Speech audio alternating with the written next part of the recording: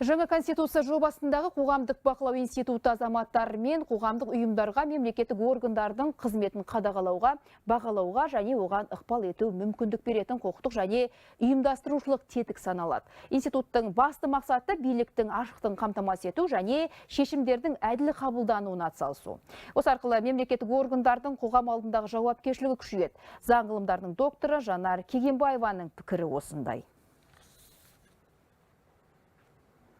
Осындай институттар мемлекеттік шешімдердің сапасын арттыруға, билікке деген сенімді нығайтуға, демократия қағидаттарды дамытуға ықпал етеді.